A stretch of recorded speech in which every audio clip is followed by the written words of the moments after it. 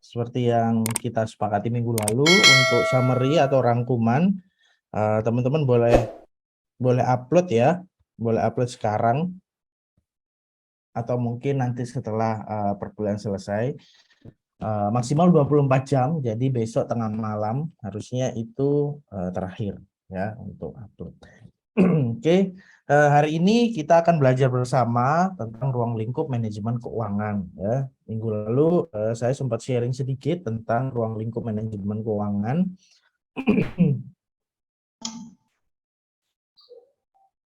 Ada yang mau disampaikan sebelum saya pembahasan? Ntar Pak lagi azan, nggak dengar. Oh, oke. Ya. Oke. Saya nanti di info ya kalau semisal sudah bisa mulai. Mungkin kita bisa ngobrol-ngobrol terlebih dahulu.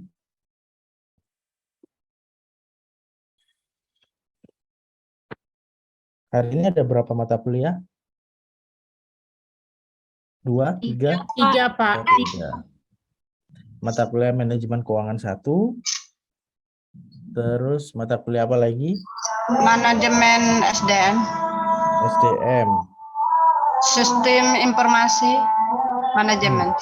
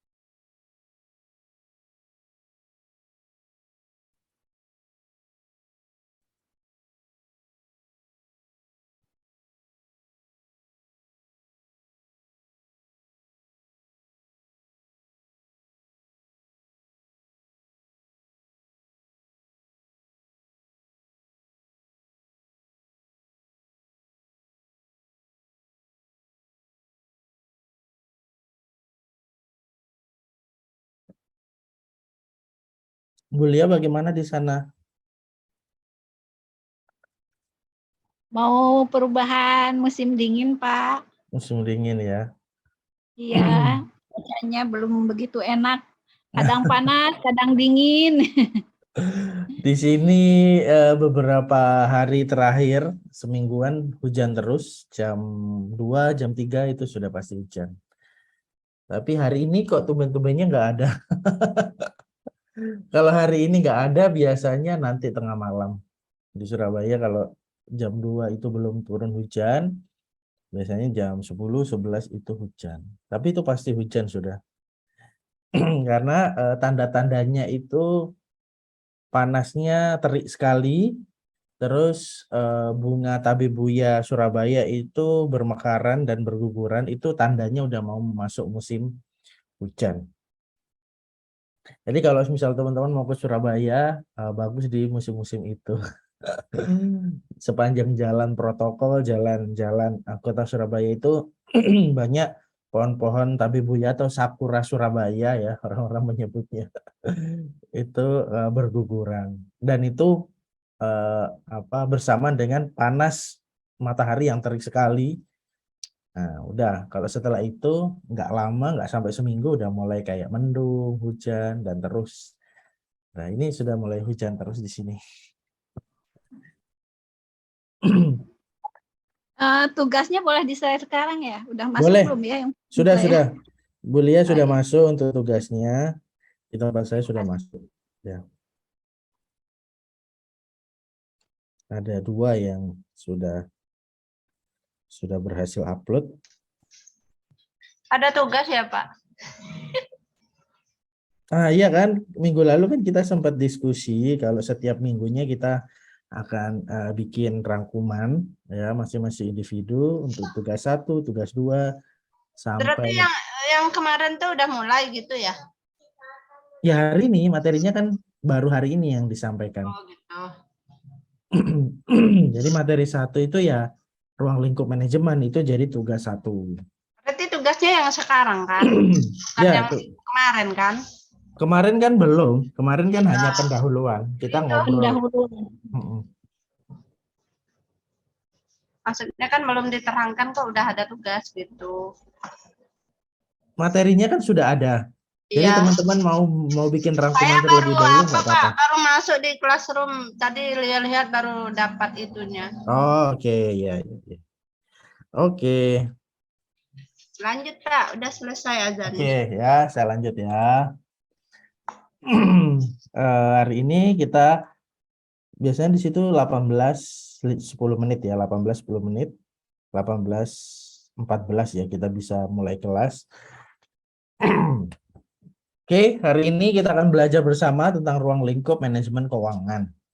Ya, minggu lalu sempat saya singgung sedikit tentang manajemen keuangan itu membahas tentang apa saja.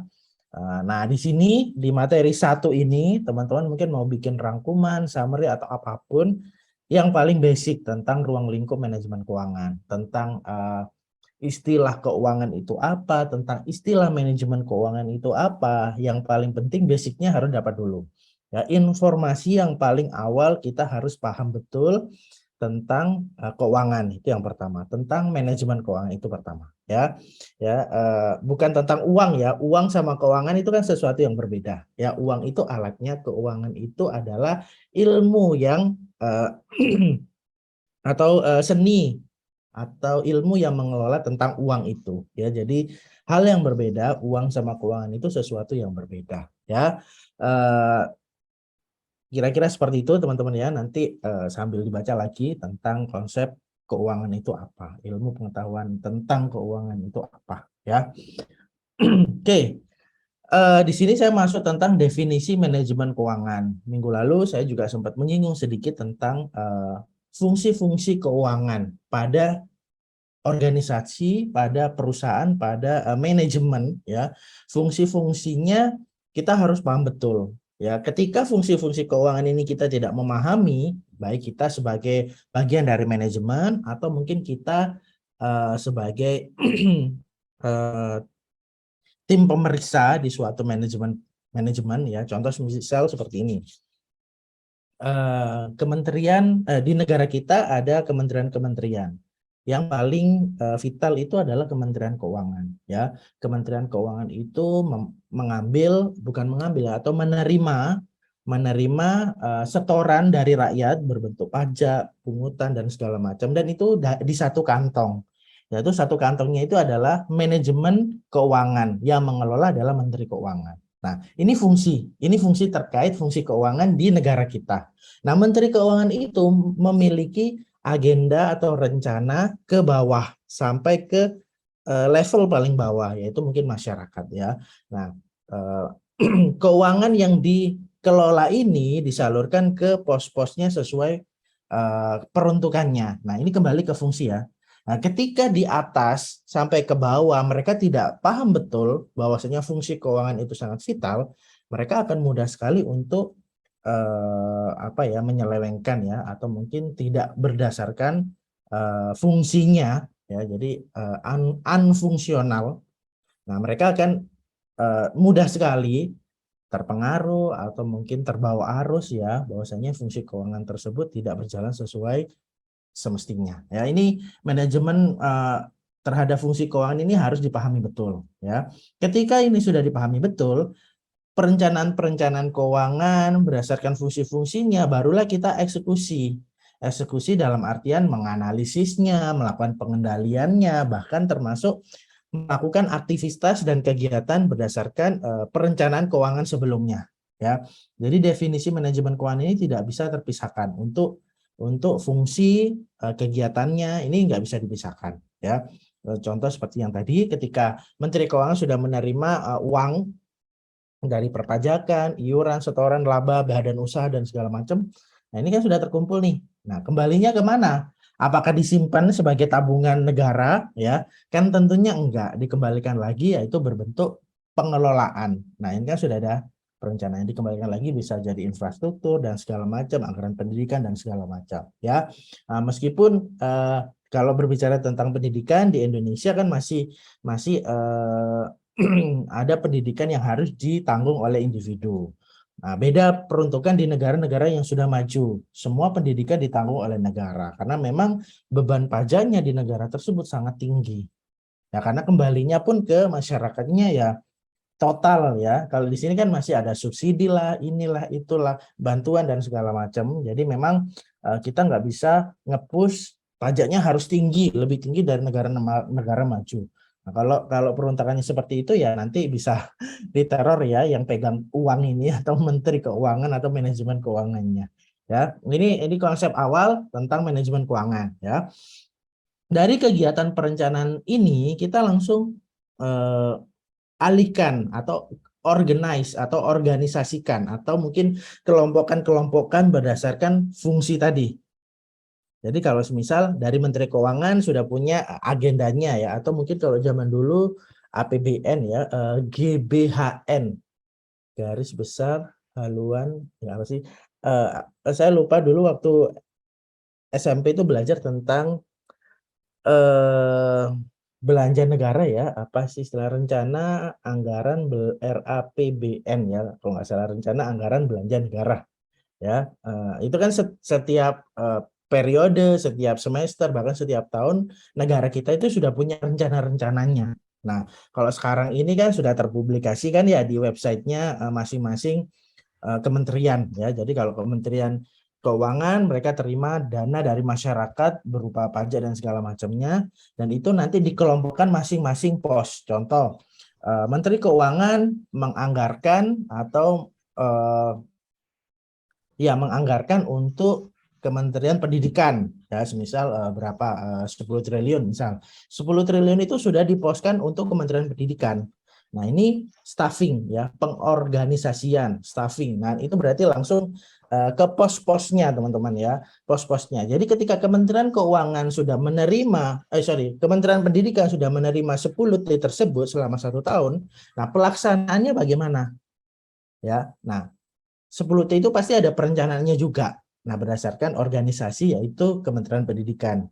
Beda lagi Kementerian Pertahanan atau mungkin infrastruktur. Mereka sudah punya pos-posnya tersendiri karena mereka juga bikin perencanaan juga.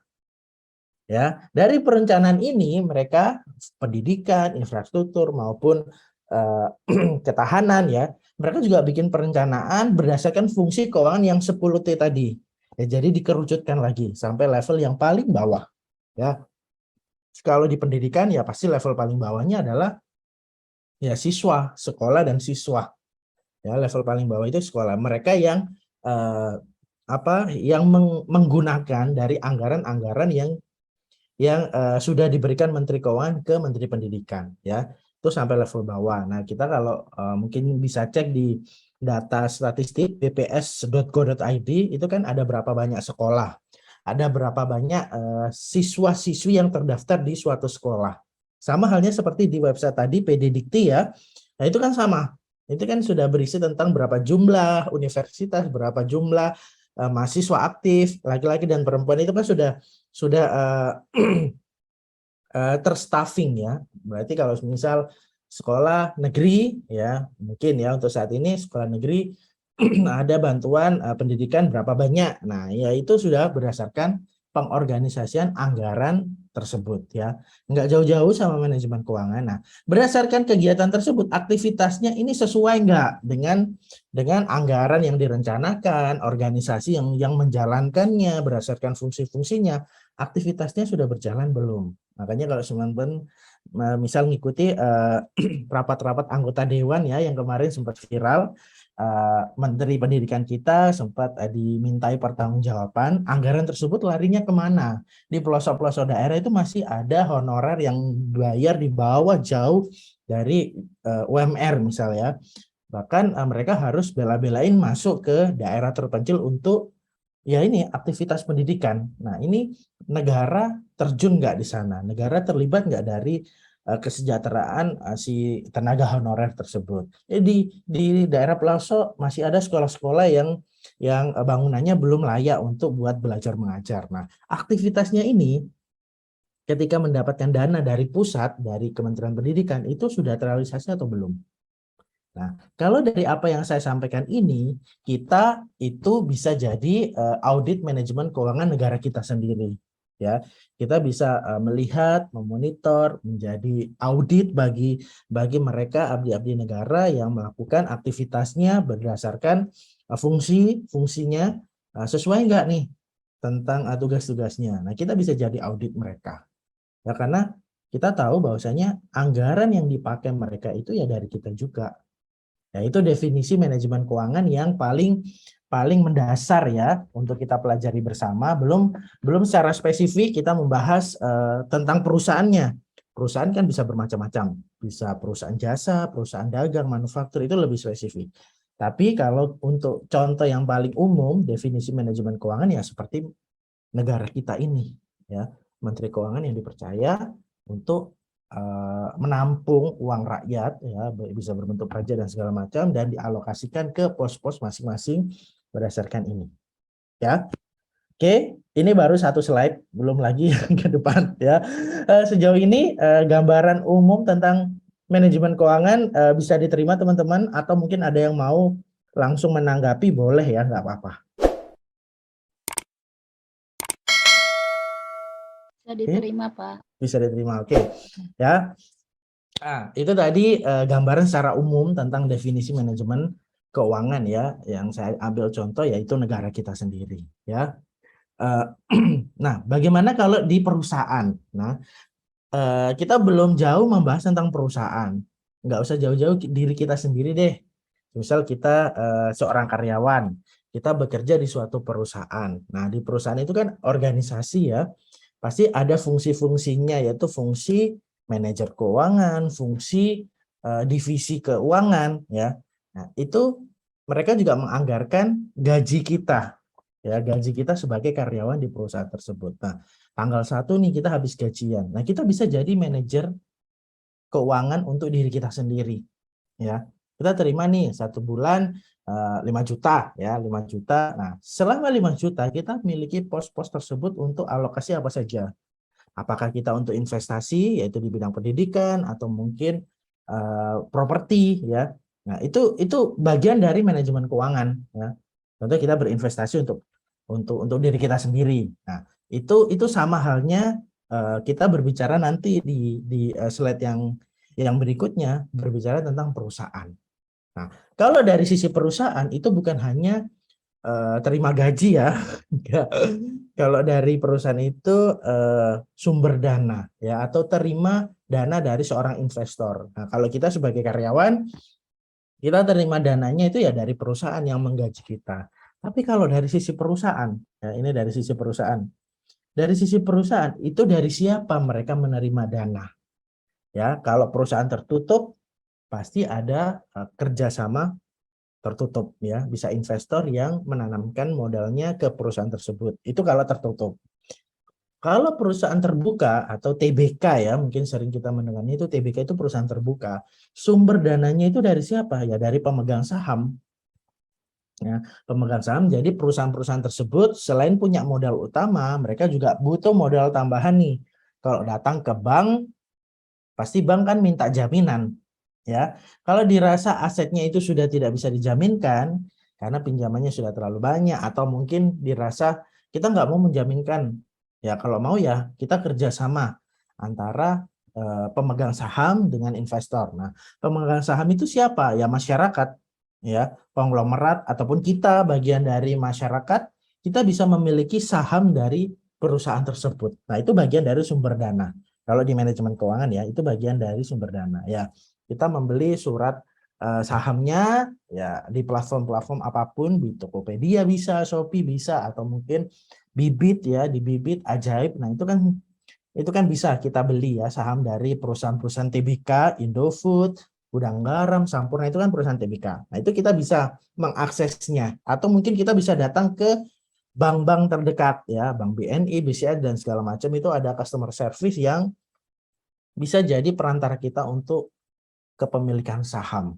Nah, ini resmi teman-teman ya, ini resmi. Beda kalau semisal yang nggak resmi, kalau yang nggak resmi itu ya pertanggungjawabnya pasti kurang. Ya, kalau semisal sampai kita modalnya tertanam di sana nggak bisa kembali, ya itu PR ya. Jadi itu harus hati-hati teman-teman ya. Oke, kembali ke perusahaan. Nah, perusahaan ini fokusnya bukan hanya memproduksi barang saja, bukan hanya menjual barang saja, atau mungkin banyak hal ya, mengelola operasional bukan, tapi juga mereka juga fokus untuk mencari sumber dana baru. Sumber dana itu bisa jadi pemegang saham atau investor atau kerjasama. Kalau itu perusahaan private atau perusahaan TBK, hampir semuanya ini butuh sumber dana baru, ya.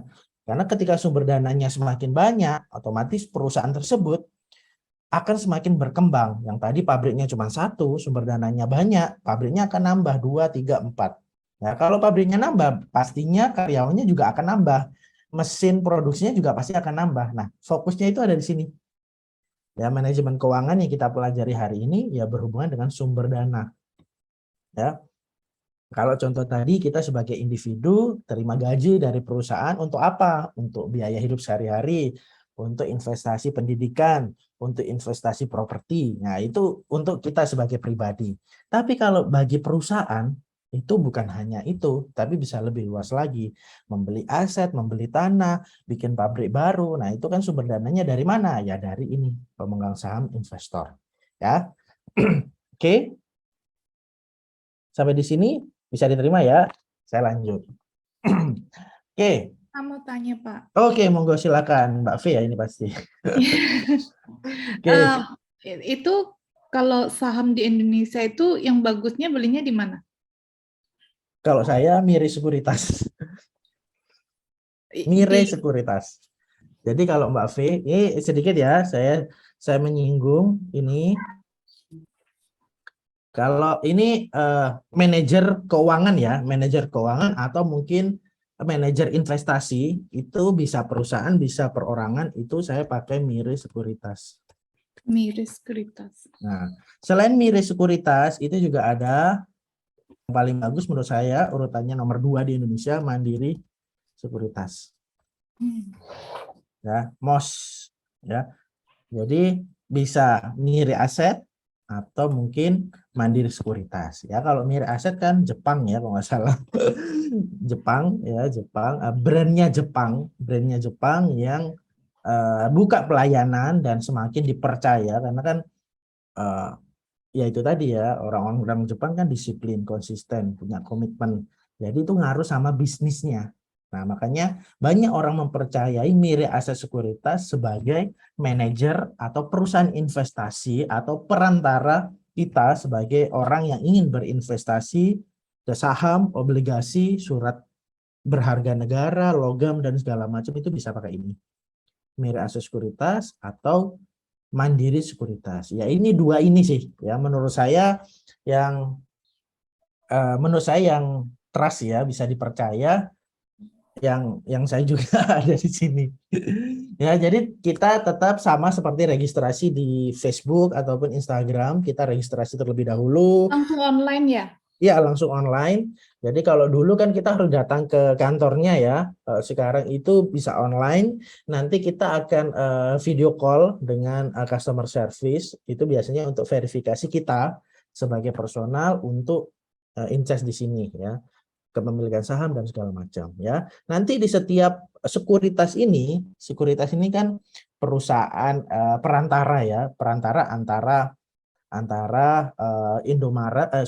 Indofood dengan masyarakat, perantaranya itu ini sekuritas. Indofood punya pabrik nih, punya operasional, punya brand nih. Mereka produksi terus, butuh modal terus, butuh sumber dana terus. Nah, sumber dananya sudah limit nih di bank. Jadi mereka menjual surat berharga kepemilikan Indofood di masyarakat. Nah, siapa yang jadi perantara? Ya Bursa Efek Indonesia. Nah, Bursa Efek Indonesia itu ada pialang-pialangnya atau perantara-perantaranya yang membantu Bursa Efek Indonesia, yaitu sekuritas ini. Sekuritas ini yang menjadi perantara masyarakat dengan Indofood. perusahaan TBK tersebut. Nah, kita registrasi semuanya, nanti kita tipe investor seperti apa? Suka resiko tinggi, suka menengah, moderat, atau mungkin yang nggak suka resiko tinggi. Ingat, resiko tinggi itu beriringan dengan return atau profit yang tinggi, ya, atau mungkin keuntungan yang tinggi, itu beriringan seperti itu. Nah, tapi kalau semisal kita orang yang biasa-biasa saja deh, mungkin yang penting konsisten ya, meskipun profitnya 0,01%, tapi tiap bulan ada aja terus. Nah, itu kalau kita sebagai tipe investor yang apa, low risk ya, low risk atau mungkin low return ya. Jadi nggak mau ngambil resiko tinggi ya, untungnya juga nggak banyak. Tapi ingat, kita pasti akan dipertemukan dengan apa sih istilahnya AR ya, akun representatifnya dari setiap sekuritas kita pasti akan diarahkan. Nah, akun representatif itu bagian dari manajer investasi perusahaan. Dia akan memberikan pengarahan, ibu bapak sebagai investor yang tipenya seperti apa. Nah, itu juga nanti ada informasi yang tampaknya seperti psikotes, tapi bukan psikotes ya sebenarnya. Hanya informasi, atau mungkin kalau kita pergi ke rumah sakit, deteksi dini ya ibaratnya. Nah, kita udah terdeteksi nih kita setipe investor yang seperti apa ya. Nah, di sini ini yang bikin menarik. Kalau kita orang yang punya modal 100 juta, tapi 100 jutanya kita kalau bisa jangan habislah buat investasi, kemakan bunganya segala macam, biaya administrasi. Kalau bisa saya pakai 50 jutanya aja. 50 juta yang lain saya investasikan ke sawah, tanah. Itu nggak apa-apa, itu penting malah. Jadi ketika harga tanah, harga sawah itu lagi naik, bisa jadi pergerakan saham di Indonesia itu ada fluktuasinya, bisa naik turun. Nah, jadi itulah kenapa di setiap sekuritas kita itu disarankan untuk jangan beli satu saham perusahaan saja. Kalau bisa beli manufaktur satu, Indofood, telekomunikasi Telkom satu, atau mungkin infrastruktur berarti Waskita Karya. Nah, berarti ada 3 nih bidang usahanya yang berbeda-beda. Jadi uang 50 juta ya kita split jadi 3 perusahaan ini. Nah, kita tanamkan satu-satu modal kita untuk membeli saham tersebut. Nah, kalau sekarang di sekuritas ini 1 juta kita sudah bisa berinvestasi. Ya, punya surat saham atau surat kepemilikan suatu perusahaan itu sudah bisa 1 juta. Bahkan di Tokopedia, Shopee itu 10.000 sudah bisa. Ya, tapi memang return-nya itu banyak potongan administrasinya ya kalau semisal Tokopedia, Shopee, karena kan tangan keberapa. Kalau Mirae Aset Sekuritas kan tangan pertama. Ya, atau mungkin Mandiri Sekuritas ini kan tangan pertama. Di bawahnya Mandiri Sekuritas itu juga ada anak-anak lain yang termasuk ya Tokopedia, Shopee, Darendra atau apa ya saya lupa namanya. Itu banyak. Nah, makanya kalau teman-teman punya keinginan untuk berinvestasi di bursa saham atau sekuritas ya, langsung aja Mirae Aset Sekuritas atau Mandiri Sekuritas. Ya. Ini pesan saya seperti itu. Oke, dapat gambarannya. Pak, mau tanya. Monggo silakan Mbak Desi. Kemarin kan ini dengar isu kalau 2023 itu puncak resesi ya.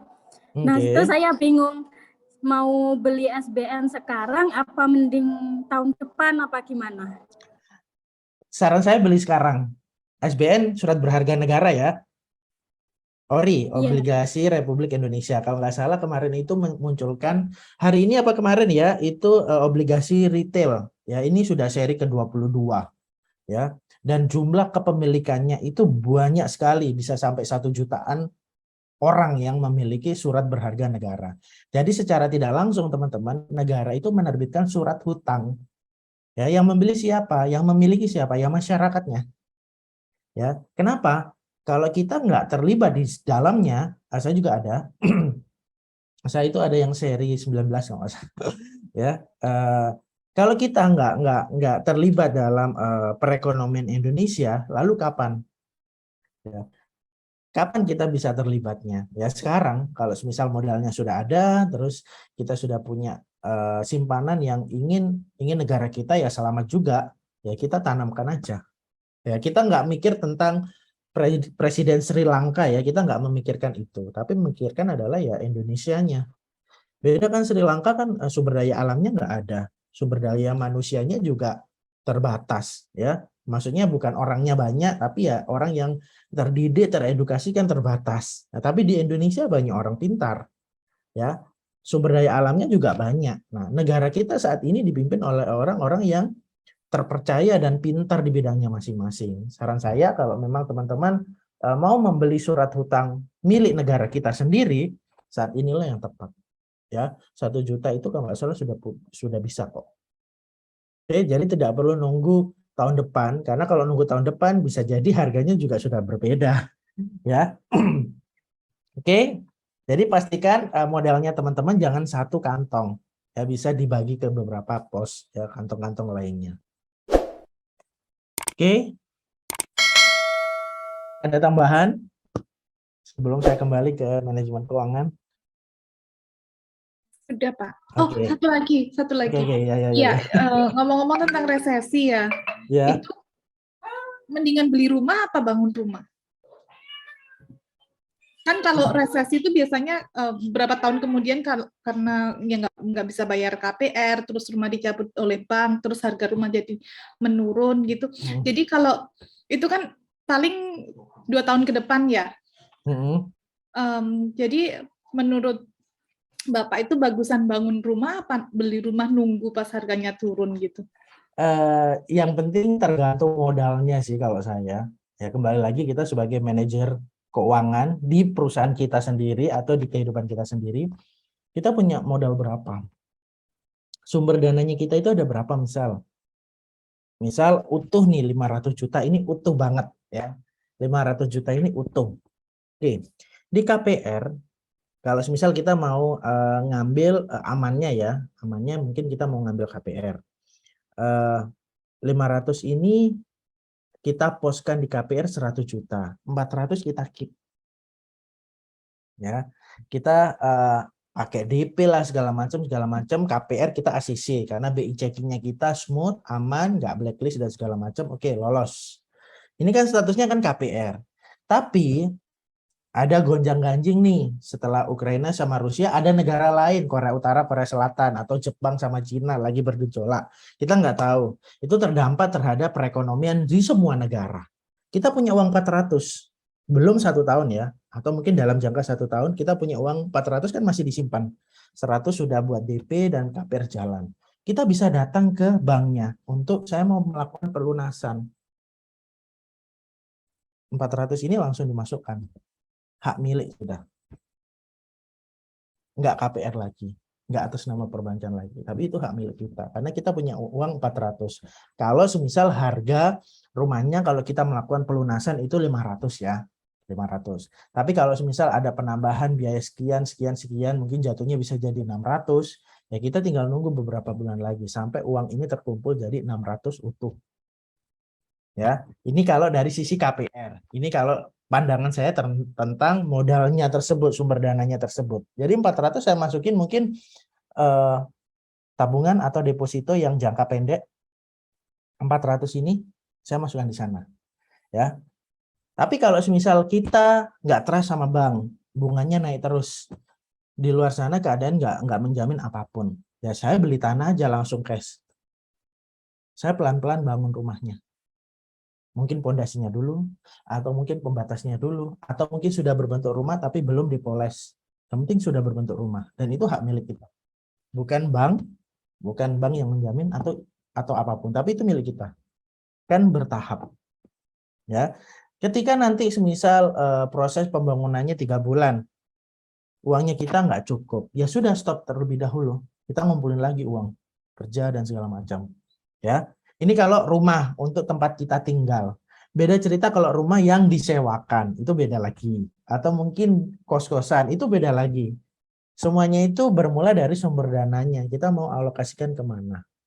Sama seperti di awal tadi, ketika kita punya sumber dana yang utuh, kita alokasikan ke pos-pos masing-masing. Ya, jadi kalau konsep investasi jangan menaruh telur di keranjang yang sama. Kalau keranjangnya jatuh, semua telur itu ya akan pecah. Ya, taruh di meja, taruh di kursi. Ya, sesimpel itu teman-teman. Ya, memang tiap orang itu punya pandangan berbeda-beda. Nah, itu kalau pandangan saya itu seperti itu, ya. Jadi kalau pandangan saya seperti itu. Saya itu ada pengalaman yang nggak menyenangkan tentang industri perbankan ya. Jadi saya menghindari, oke monggo Mbak silakan, hati-hati di jalan Mbak Devi. Saya menghindari untuk pinjam, ya pinjam di bank ataupun ya hal-hal seperti itu ya. Saya kalau memang enggak, ya saya akan nabung dulu. Saya akan nabung dulu, uangnya utuh, ya saya akan alokasikan ke barang yang memang saya butuh untuk miliki, ya mungkin kendaraan atau mungkin tempat tinggal, ya. Oke. Kira-kira seperti itu. Ya. Terima kasih, Pak. Ya, sama-sama Mbak V. Oke, saya kembali ke manajemen keuangan tadi ya. Oke.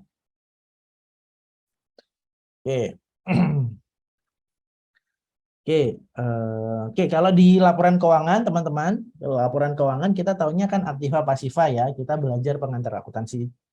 Oh, bukan di kelas ini ya pengantar akuntansi. Saya lupa. Di kelas yang lainnya ya belajar pengantar akuntansi kan kita tahu ada laporan keuangan dan di dalamnya itu ada neraca.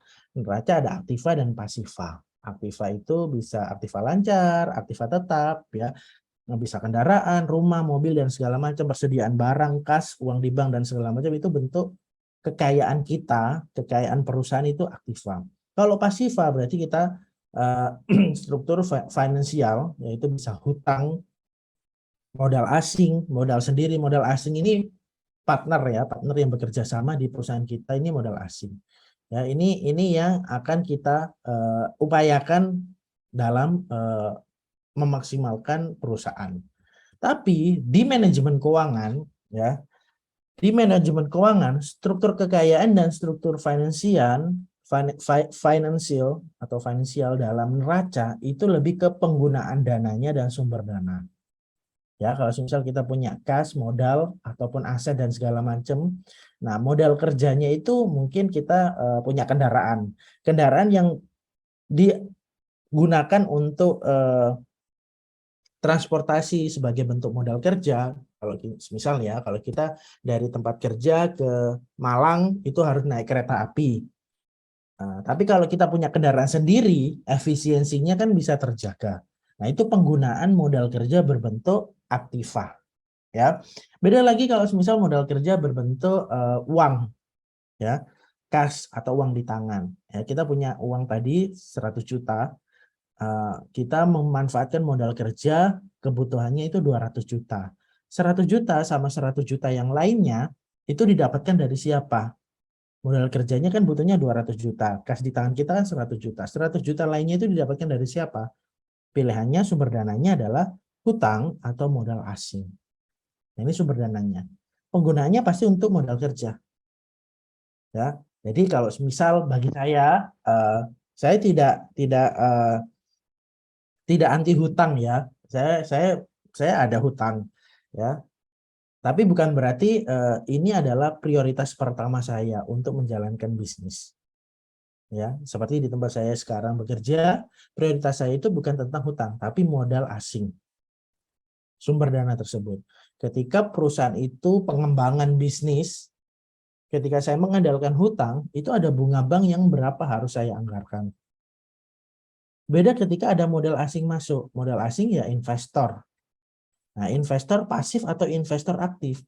Kalau investor pasif, pasti persentase bagi hasilnya berbeda. Kalau investor aktif, itu pastinya akan berbeda juga. Karena dia yang menanamkan modalnya di perusahaan ini. Dia juga ikut kerja. Dia juga ikut cari orderan. Ikut produksi dan segala macam. Itu yang membuat beda sumber dananya. Ya, jadi hutang boleh, atau mau pakai investor pasif aktif juga boleh ya. Jadi ini penggunaannya pasti untuk modal kerja dan keuntungannya pasti dialokasikan untuk bayar bunga dan bayar hutang, termasuk pengembalian modal dan termasuk profit, sharing profitnya. Ya, ini penggunaan dana dan sumber dananya. Itu kalau di neraca manajemen keuangan. Itu bedanya seperti itu, teman-teman. Sorry. Lebih luas lagi penggunaan dana untuk investasi, ya. Kalau saya itu penggunaan modal kerjanya itu tidak hanya untuk hutang modal asing, tapi juga bagian dari investasi juga saya masukkan. Jadi ketika ada keuntungannya saya ambil mungkin 50% dari harga barang yang sudah terjual. Nah, 50%-nya itu saya breakdown ya. 20% untuk hutang, 20% itu untuk pengembalian modal. Nah, 10%-nya itu untuk dana investasi. Ini saya nggak akan pakai. Karena perencanaan investasi ini kan belum terpikirkan saat ini. Nah, tapi saya sudah alokasikan itu, bahwasanya 10%-nya itu saya anggap tabungan. Padahal itu investasi, dana investasi yang sudah dianggarkan setiap ada pekerjaan-pekerjaan tertentu. Nah, kalau di ilmu manajemen keuangan, investasi yang modalnya terpisah, modalnya sendiri. Bisa dari profit hasil dari modal kerja, atau modal sendiri yang mungkin dari awal modal utamanya sudah dibagi langsung. Nah, ini tipe-tipe manajemen keuangan di setiap perusahaan itu berbeda-beda. Tapi kalau di tempat saya alokasikan seperti itu. Ya, karena perusahaan saya itu kan sudah dari 94 ya. 94 gitu-gitu saja. Jadi saya 2013 gabung. Jadi saya coba maksimalkan itu. Ya. Jadi investasi ini kan nggak harus beli mesin baru ya. Nggak harus buka pabrik baru, enggak. Ya. Tapi investasi ini saya juga bisa menanamkan modal perusahaan saya ke perusahaan orang. Ya, contoh misal perusahaan saya nih sudah ada nih dana investasinya, saya belikan saham aja, punya Indofood, sama aja, itu bagian dari investasi. Ya, nah itu pun juga bisa berlaku di tempat kita, rumah kita, tempat tinggal kita, ataupun di kehidupan kita sehari-hari, ataupun mungkin di tempat bekerja kita. Ya, itu nggak masalah. Ya, oke, aman ya. Ada yang mau disampaikan sebelum saya masuk di aksioma manajemen keuangan? Kalau terlalu cepat, saya dikasih tahu ya.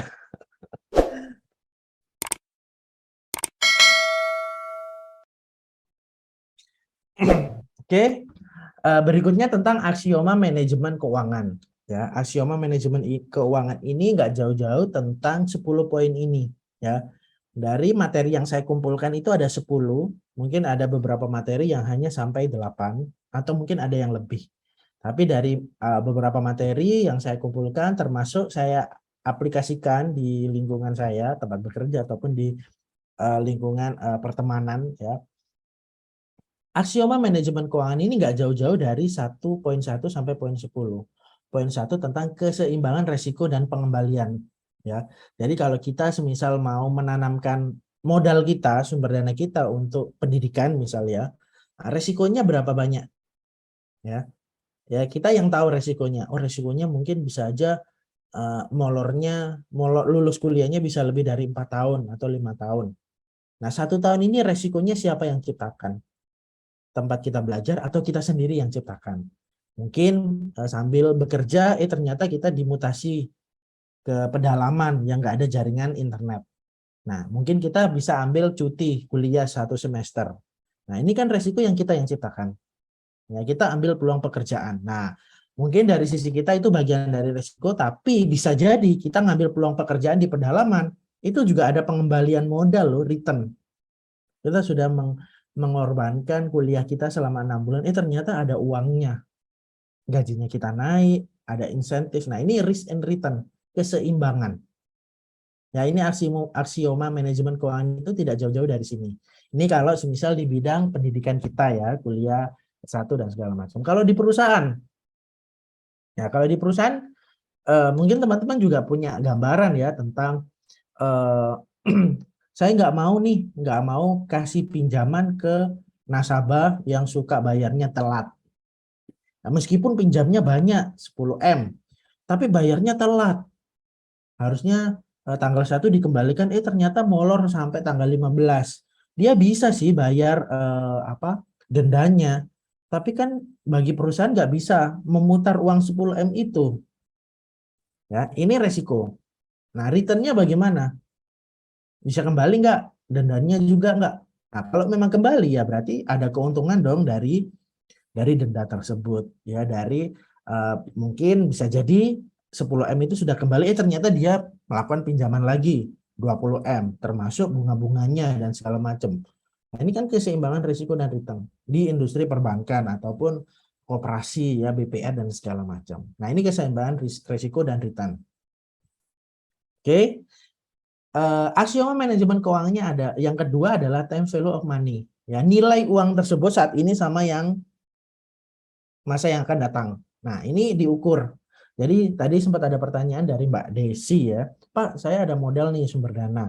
Saya sebaiknya beli SBN, surat berharga negara, saat ini atau nunggu tahun depan? Kita nggak tahu tahun depan sumber dayanya ini bentuknya seperti apa. Nilainya sumber dana yang sekarang kita punya 10 juta, setahun yang akan datang nilainya belum tentu juga sama 10 juta. Mungkin sudah turun. Karena apa? Produk yang akan kita beli itu harganya meningkat. Nah, ini value dari nilai tersebut, uang, itu sudah berbeda. Ya, jadi kalau misal teman-teman sudah punya konsep tepat, modalnya sudah ada, ya udah yakin. Jadi kalau masih ragu-ragu, saran saya mending nggak usah. Ya, karena kalau ragu-ragu pasti ya agak crash ya, entah itu ada aja kendala ya. Ya, incremental cash flow ini berhubungan dengan arus kasnya perusahaan. Nah, jadi kalau misal kembali ke poin 1, resiko dan returnnya ini nggak seimbang, cash flow-nya pasti nggak akan berjalan smooth. Ya, kalau perusahaan itu meminjamkan uangnya 10 juta, 10M tersebut itu juga bagian dari dana talangan dari bank pusat, ya cash flow-nya juga akan nggak lancar. Kembali lagi ke pusat itu juga akan nggak lancar. Ya, ataupun kita sebagai pribadi punya dana, sumber dana segala macam, itu sumber dananya itu dari tabungan yang harusnya untuk tabungan pendidikan.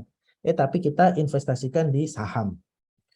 Nah, kan ada fluktuasi nih, pergerakan dan segala macam. Ternyata risk and return-nya itu nggak sesuai dengan ekspektasi. Kita sudah hitung dan segala macam. Nah, cash flow-nya juga bermasalah. Padahal dana itu adalah untuk dana pendidikan. Ya. Nah, ini aksioma manajemen keuangan. Banyak lagi tentang kondisi persaingan pasar modal yang efisien. Ini kalau misal kondisi persaingan pasar ini berbicara tentang perusahaan tersebut, manajemen keuangan di suatu perusahaan itu go public atau perusahaan TBK. Ya, jadi sama-sama manufaktur, Indofood sama Wings. Ini kan sama-sama TBK. Mereka mengeluarkan produk yang sama. Nah, ini kan persaingan pasar. Sama-sama mengeluarkan produk mie instan, mie sedap sama Indomie. Nah, ini kan persaingan pasar. Ya. Dari dua ini, kira-kira teman-teman punya uang 10 juta, mau dianggarkan ke perusahaan mana? Wings atau Indofood? Mereka sama-sama nih, sama-sama punya Indomie, punya mie instan, punya pasta gigi, punya produk-produk fast moving ya, kebutuhan sehari-hari. Nah, ini yang sama, karakternya sama. Tapi kita kan nggak bisa melihat secara karakter saja. Kita nggak bisa melihat keinginan kita sebagai, saya suka produk Indomie enak kayaknya ketimbang mie sedap. Nggak bisa. Tapi kita harus melihat kebutuhan pasar.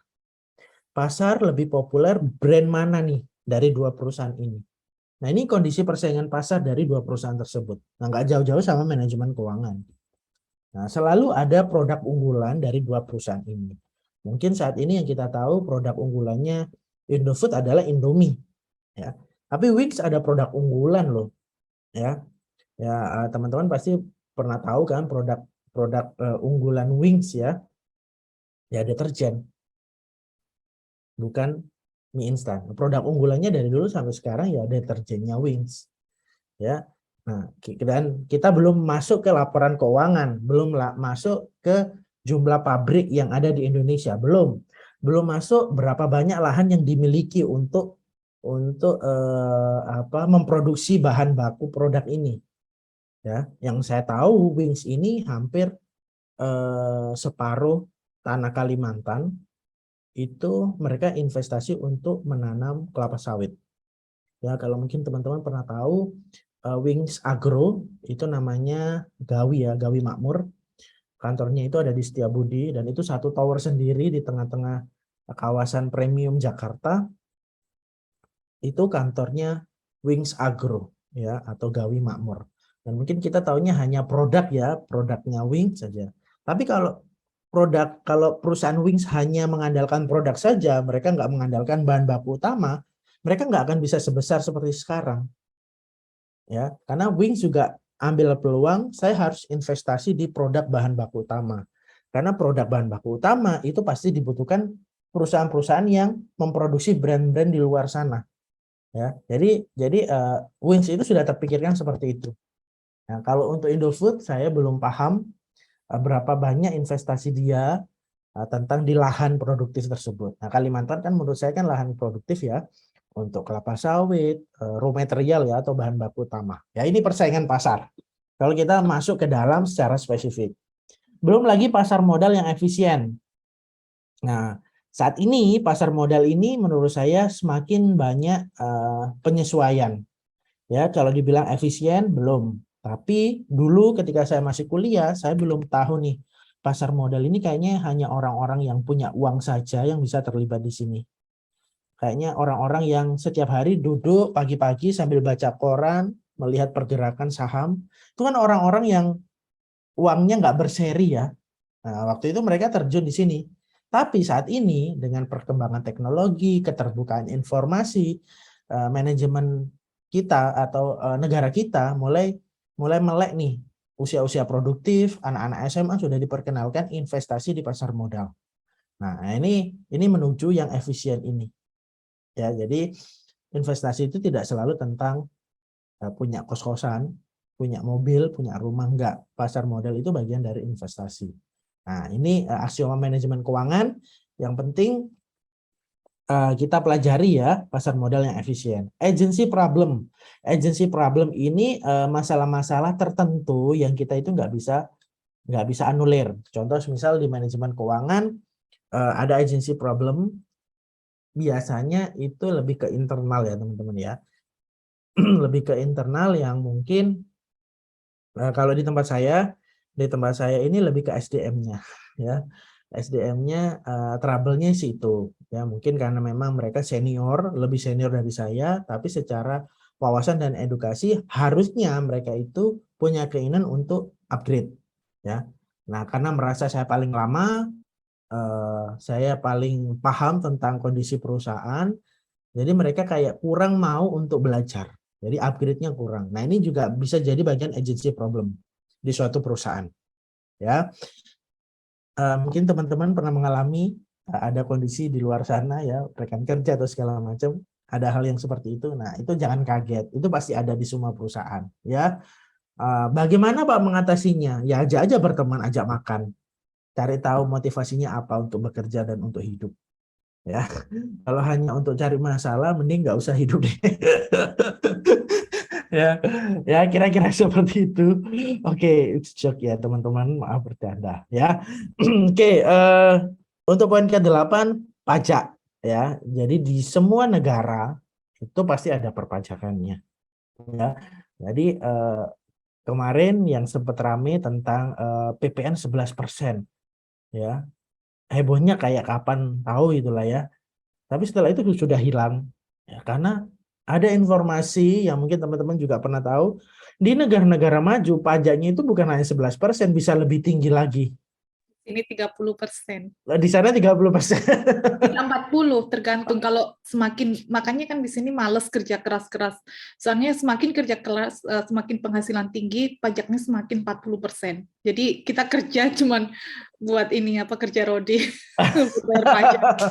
Tapi kalau di negara tersebut semua pelayanan dan kembalinya langsung ke kita itu nggak masalah sih. Contoh misal kita berobat, langsung penyakit apapun yang nggak terdeteksi langsung sembuh, dibayari total, nggak masalah. Iya, gratis. Ini kan melahirkan kan seharusnya kan 200 juta di sini, gratis. Nah, ya toh. Nah, ya itu semuanya kembali dari ini pungutan. Nah, kalau semisal kita bayarnya 11% sudah teriak, tapi minta fasilitas dan layanan yang surutan. Ya, apa kabar? Siapa yang mau subsidi? Kita mau berhutang untuk mensubsidi kepuasan kita. Ya, janganlah ya. Dan itu sesuatu yang menjebak. Jadinya kan kita akan dimanjakan sesuatu yang apa ya, fana ya, yang sementara. Kita nggak benar-benar teredukasi di situ, ya. Nah, ini kalau dari aksioma manajemen keuangan poin 8 tentang perpajakan, teman-teman ya. Oke, penting juga diketahui tidak semua resiko itu sama. Contoh seperti kembali ke poin 1, meskipun sama-sama kita berinvestasi di perusahaan manufaktur, Wing sama Indofood, itu semuanya juga nggak sama loh resikonya, meskipun sama-sama manufaktur, meskipun sama-sama mengeluarkan brand produk yang mirip-mirip. Nah, kembali lagi kita harus masuk ke dalam lagi, laporan keuangannya segala macam. Ya, termasuk kita kerjasama dengan investor-investor asing, sama kok, sama-sama negara asingnya, sama-sama punya peluang pasar yang bisa luas, ya kita nggak bisa samakan, ya. Jadi kita harus kalau orang Jawa preteli siji-siji ya, ibaratnya kayak gitu, ya. Ini contoh kalau aksioma manajemen keuangan, ya. Nah, kalau poin 10 ini melakukan sesuatu yang tidak benar.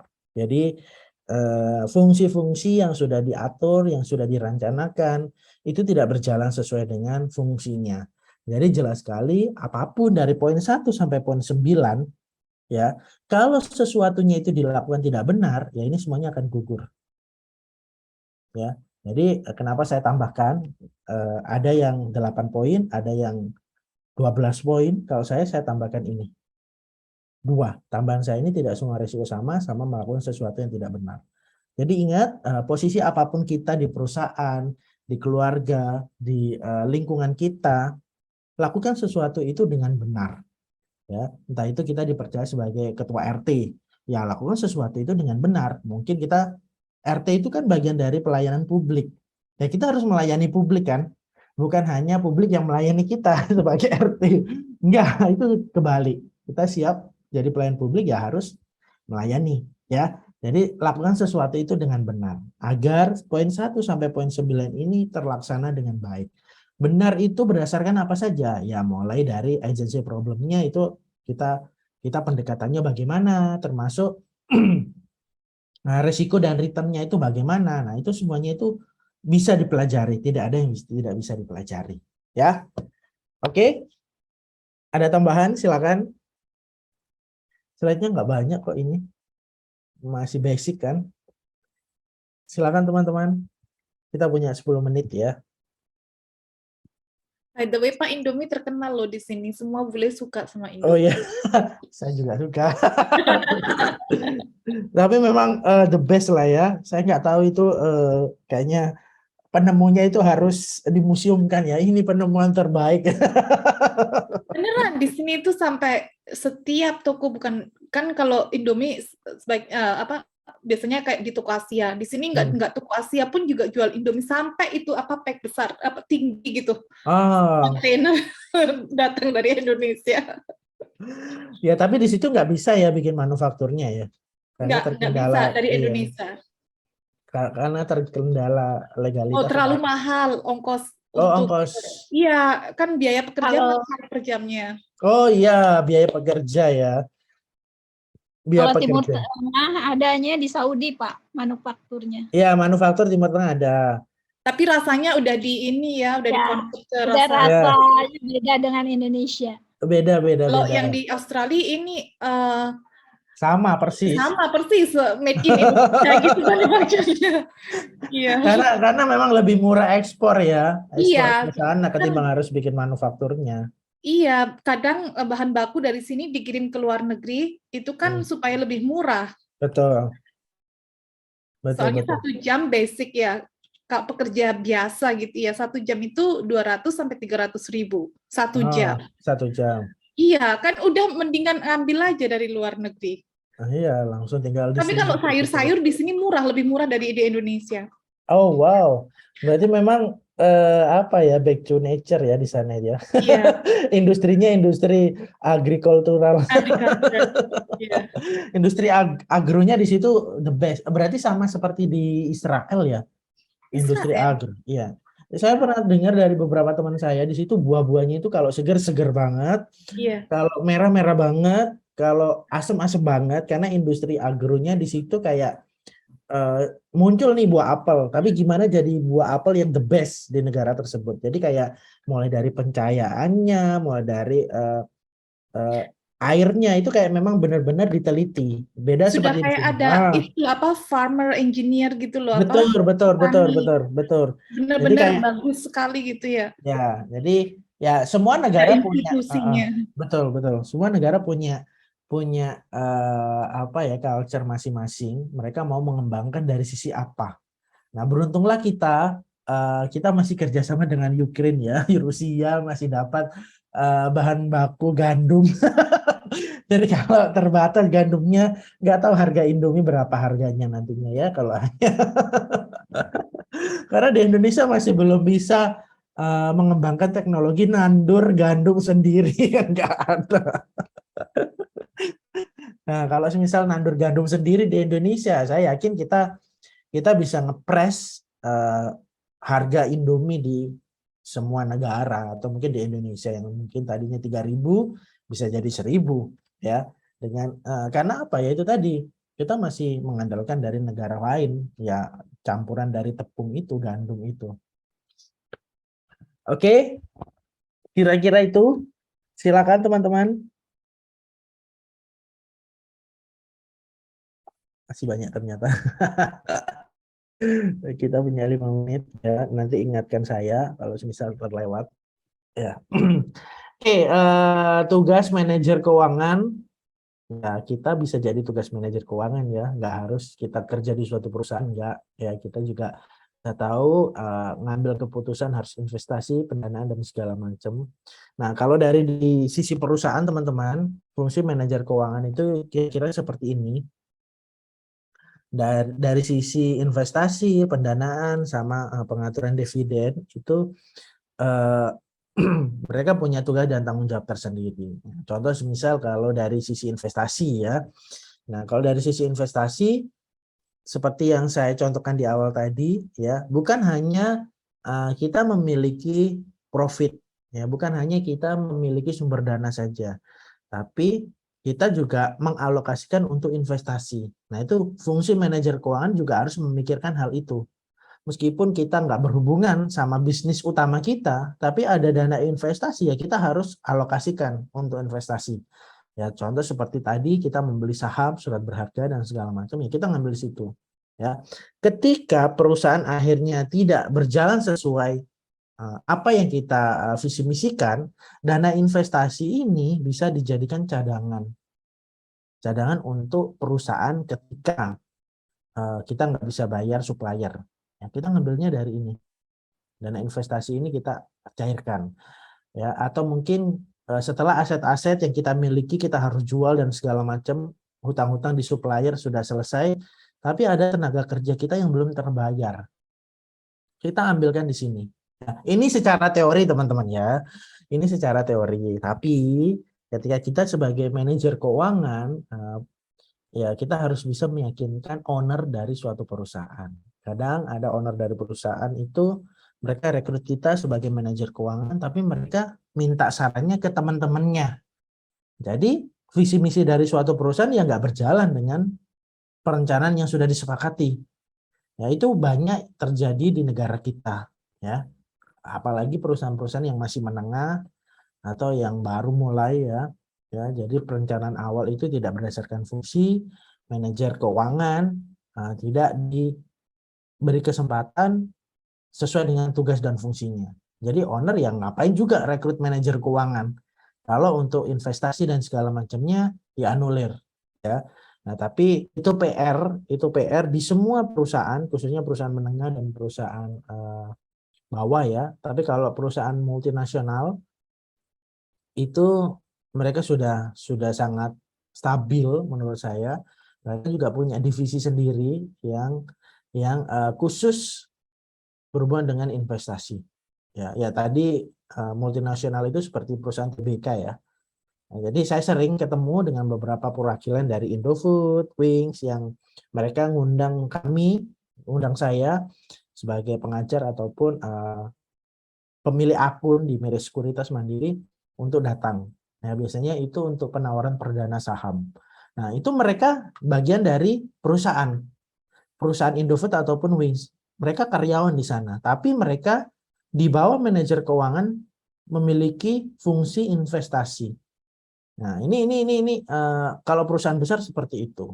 Nah, bagaimana Pak kalau misal perusahaan menengah pengennya sih berdasarkan fungsi? Ya, kembali lagi ke visi misi awalnya, seseorang itu bergabung di suatu perusahaan. Ya, motivasinya apa? Jangan sampai hanya saya harus kerja biar bisa menyambung hidup, selesai, ya. Semua orang bisa kerja dan menyambung hidup kok, ya. Tapi motivasi yang paling utama itu apa? Apakah bisa berkembang di sana atau hanya isinya berantem terus setiap hari? Ya, mending keluar saja. Ya, jangan sampai kita tua di sana hanya berantem saja, ya.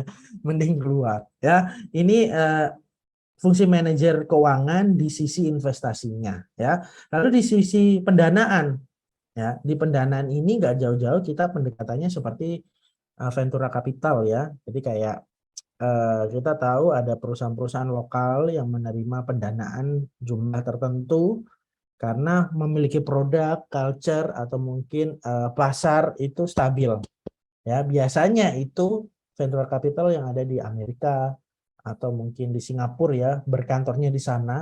Nah, ini untuk apa? Untuk mencari perusahaan-perusahaan yang mau diinvestasi atau didanai. Ya. Nah, kalau perusahaan kita sebagai perusahaan multinasional, ya nggak akan pusing karena ini AB ini satu kesatuan. Satu kali kunjungan ke satu kota, mereka juga menawarkan IPO atau mungkin saham perdana. Nah, itu juga dapat pendanaan. Nah, ini satu kesatuan. Ini satu kesatuan. Tapi kalau perusahaan menengah, ya harus sering-sering ikut expo, ikut pameran-pameran. Kita ada produk nih dan segala macam. Nah, itu sering banyak ada investor untuk perusahaan-perusahaan private atau perusahaan menengah. Ya. Nah, kalau berikutnya tentang kebijakan dividen, ya pasti berhubungan sama profit. Ya, siapa yang jadi pemilik sahamnya, siapa juga yang jadi investor aktif di sana, yaitu akan ngaruh sama dividen atau profit yang diberikan ke investor tersebut. Ya, oke, kebijakannya apa saja di dalamnya itu bisa diatur bersama. Oke, teman-teman sudah ada gambaran mau merangkum apa nantinya? Ya, dari materi saya ini saya yakin sudah mewakili untuk teman-teman bisa merangkum semuanya, ya. Jadi semoga tidak ada kesulitan. Sebelum saya akhiri untuk perkuliahan hari ini, teman-teman mungkin ada pertanyaan, boleh silakan ya, atau mungkin mau diskusi di grup juga boleh, ya.